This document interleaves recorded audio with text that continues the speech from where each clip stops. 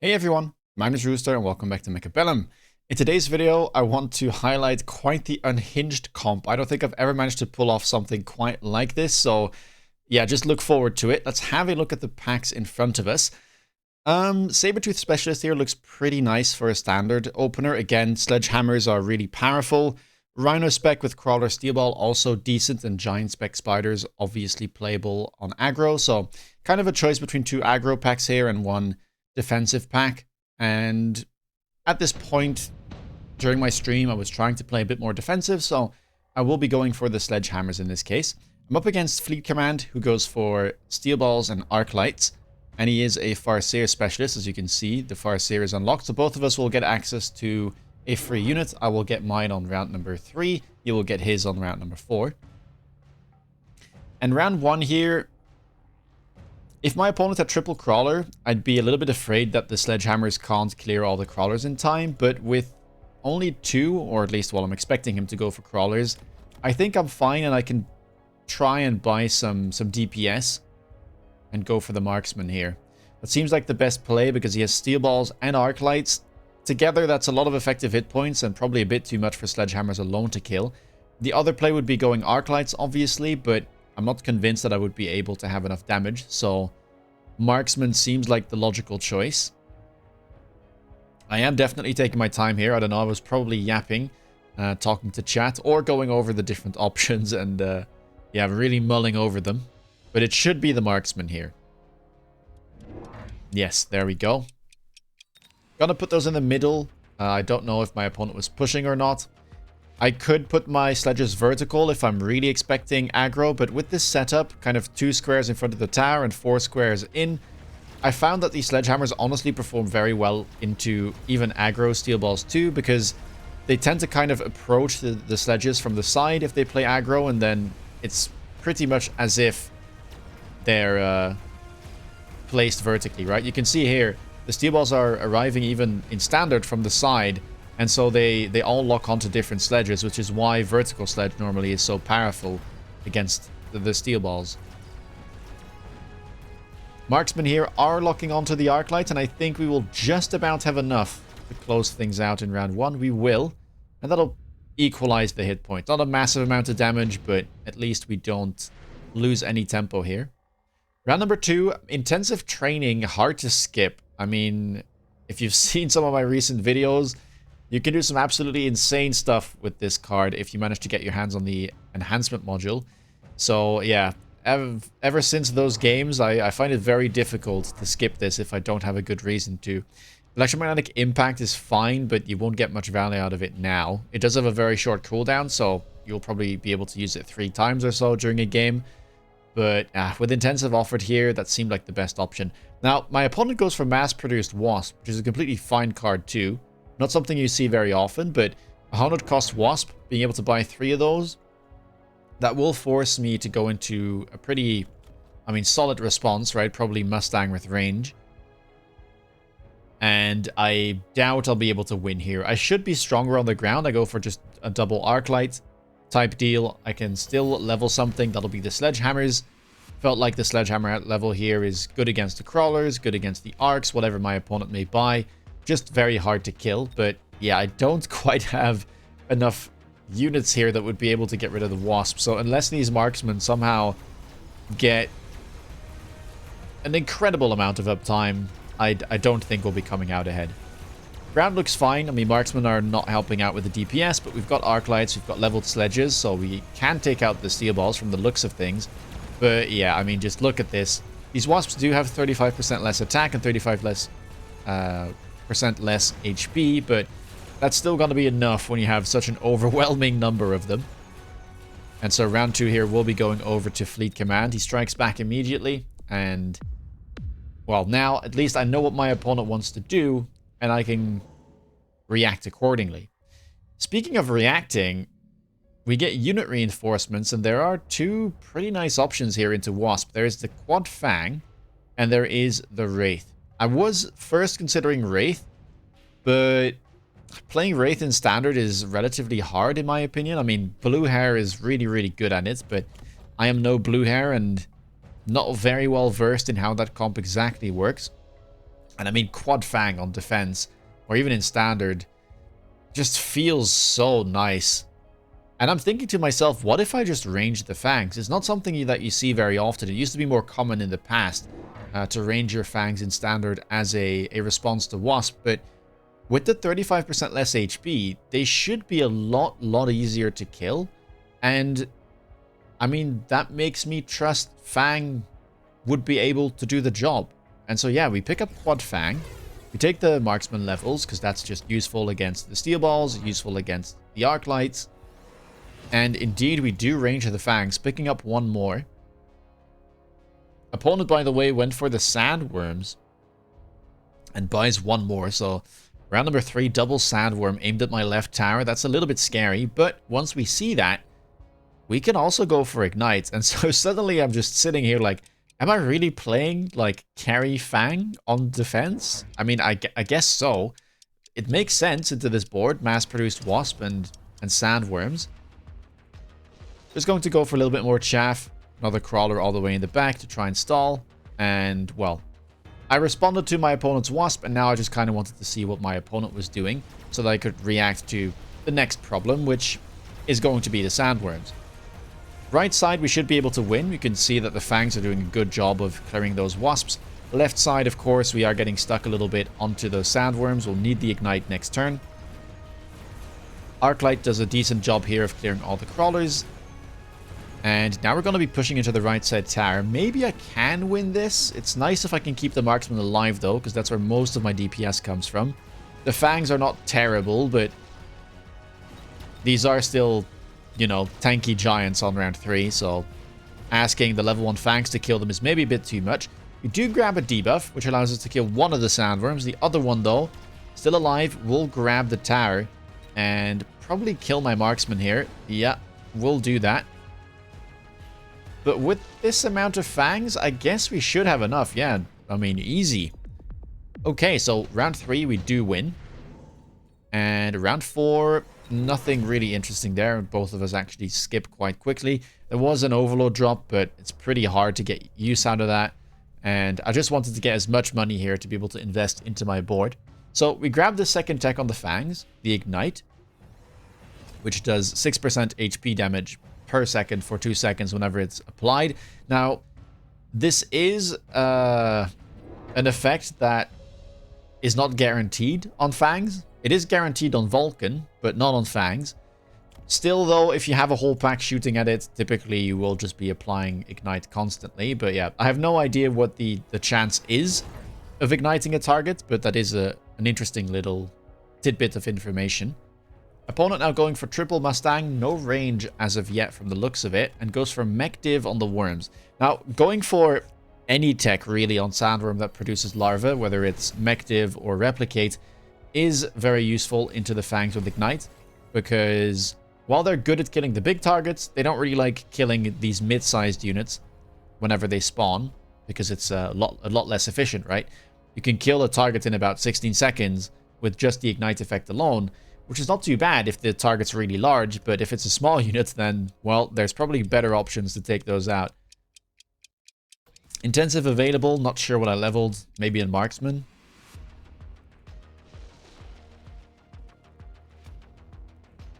And let's have a look. Opponent does have access to his Farseer now, so the left side is looking a little bit scarier.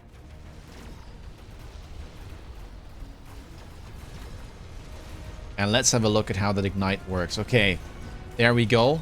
We have managed to ignite the worms. One of them should go down pretty soon, but there's still a lot of units in there as well. I bought more arc lights because I did know that my chaff clear wasn't great, but it doesn't seem to be quite enough. The stack of Mustangs, the steel balls, some crawlers, and yeah, the spawned larva now as well. Managing to get in. And this should be a round win for Fleet Command. Yeah, plenty of units still alive. Maybe the Arclights and the Fangs can clean up some of the other units. I'm not going to take too much damage here anyway. There was still a worm, so we take that down. That'll save us 350 hit points. And yeah, eventually Fleet Command there will take the win. I mean, it was his Power Spike turn after all with the Farseer. And now, round number 5, Ion Blast shows up. Very, very powerful spell. I can't hit the Sandworms with it, though. They're immune while underground, and it's not easy to hit all of these fast units while they're moving. So maybe, just maybe here, it's a skip angle. Even though I think Ion Blast is one of the best spells in the game, especially for its cost, it's not... I just can't get, like, great value out of it. And yeah, Fleet Command here comes to the same conclusion. My board is very spread out, just small units. You don't want to spend 300 on trying to get rid of that. And so now I go for a line that I actually learned from Blue Hair, which is hackers with enhanced control into the Sandworms. And so now is where this comp starts getting rather spicy, because we're playing Ignite Fangs to kind of lower the hit points of the Sandworm quickly. And then we're hoping that the hackers are going to lock onto them and just hack, I mean, even like 2% of the worm. And then we just take over the entire Sandworm, including that mechanical division. I played a similar thing on the line into Blue Hair not too long ago, and this is what he did against me into my Mech Div Sandworms, and man, it was impossible to play. I was just losing my Sandworms left, right, and center, and yeah, it seemed really powerful, so I wanted to try it in this defensive scenario. I am going to go for an oil play as well. Opponent shields, I guess, probably against the potential ion beam, but the oil is still going to land. And the main reason for this is because we did have a bit of a chaff clear problem, so if I can slow things down, hopefully it'll allow the fangs to lock on. The worms, of course, will kind of get out in front of the chaff because they're immune against the oil. And, oh, here we go. Oh, that was awfully close. Worm about to go underground, but it's not meant to be, and we do take it over. Another worm here will die. The blue one getting hacked, but we don't quite manage to take it over. And so with that, I don't know. Are we going to be able to win this? The fangs are locked. The ignite is ticking. We will at least be able to kill that sandworm, but of course it is going to spawn 4 blue larvae, and there's still quite a few Mustangs left alive. We will get a debuff here at some point, but I think the entirety of my army will already be gone. Yep, so that is going to be another round loss, but not a huge one. And I think that looks kind of fine. If we can somehow manage to get our hands on better chaff clear, then we should be a-okay. Speaking of which, there's the Vulcan. Looking at the other options, I could maybe like take a Rhino, but the opponent has steel balls, so that's probably not something I want to do. And yeah, I mean, getting that Vulcan is just a no-brainer, really. I have the oil down as well, so being able to light that on fire this round and get rid of all the chaff should be insane for me. Opponent goes for Rhinos, which I didn't really understand. That being said, he didn't have any great options. I mean, maybe Fortress, but it's hard to like place a Fortress kind of in front of the units. It is good with the barrier, obviously, into all of my units, but if you put it too far back, it's just never gonna join the fight in time, and if you put it too far forward, it might be easy to lock onto. Right side getting oiled as well. Opponent just kind of trying to slow down my army. And here I decided to pick up range on the hackers because I did want to keep them safe. And I feel like range here just made a lot of sense. Another Fang gets picked up. I think I was thinking about range enhancement on the Vulcan because I'm not convinced I'll be able to light this on fire. And so yeah, we sell our marksman to be able to afford the range. And then we intensive one of our hackers and we purchase, I think, another Fang. Kind of putting more in front of them. We'll catch a missile, so I'm pretty happy with that. And now let's see. Rhinos, Steel Balls, Farseer, Sandworm, all great targets for me to hack. Looks like we'll be locking onto the Rhinos first here. Fangs are helping out with the DPS. Ground has been lit on fire. And yeah, we have managed to take over a Rhino. And Rhinos are actually not too bad into Sandworm. Speaking of which, one of the Sandworms here is just completely invisible. It is there, and it is attacking units, but a little bit of a visual bug there. Okay, there it is, finally. Comes out of the ground, but massive round. And yeah, suddenly Fleet Command down to 1300. Round number 7. Advanced power system here may be worth a pickup for my opponent. Mustang production line looks pretty decent for me, and I will be picking that up. Opponent goes for it too. Looked like my Vulcan was relatively safe, so just being able to spawn more units felt like a worthwhile investment. And now, I mean, I think my board has countered his board pretty effectively. The only thing really that could cause problems is chaff clear. And so I'm thinking, okay, what options do I have? I could buy another Vulcan. I do actually go for Ignite on the Vulcans as well, because I am running that once more. Kind of helping out the Fangs whenever they can't lock on, and like if the Vulcan gets stuck on a big unit, at least it will be doing meaningful damage. Opponent goes for even more Wasps, which is a little bit surprising. And, well, I did go for the Vulcan, but I changed my mind. And I think, you know, that oil was looking mighty fine last round. What if we just go for the same play again, but picking up Phantom Rays with Sticky Oil Bomb? Because the Sticky Oil Bombs from this unit are really, really big in diameter. Like, you can just create an oil slick like this pretty easily with, like, 2 Phantom Rays. Even one, I think, can make a pretty, or cover a pretty big size on the board. And so, yeah, we're going to go for this Phantom Ray play. Only 100 on that tech. I do click Ignite still. I undid it, but I rebought it eventually. Managed to get enough money with the loan. And so here we go. Yeah, I mean, look at that. Fire basically everywhere, apart from like a couple of crawlers. But all the chaff is now gone. Vulcan locked onto that worm, helping out with the Ignite ticking. That's one level 2 Sandworm taken over. Hackers now locking onto the other units. Both of the Sandworms getting hacked at the same time. Taken over full HP.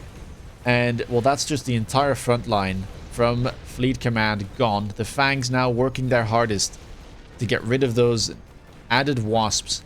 And with that, it should just be game. In what is a pretty unique one, I have to say. I don't think I've managed to pull this type of combination off, but it made a lot of sense here. I got quite fortunate, I have to say, with the unit drops this game. Getting the Quad Fang, of course, thinking about clicking range is maybe not the most conventional, but, I mean, Quad Fang was an insane drop for me. Getting that Vulcan, too, after going for the oil was even better, so that did help out a lot, but yeah, bit of a weird comp, a toxic comp too, perhaps. Enhanced control hackers and sticky oil bomb Phantom Rays. Alright, if you like this video, please leave a thumbs up. Let me know down below what you think of it. Have you ever played a game like this? Post it down there. If you want to see me play live, check me out on Twitch. And if you want to stay up to date with latest content, please consider subscribing. With that being said, take care guys, and see you in the next video. Bye bye.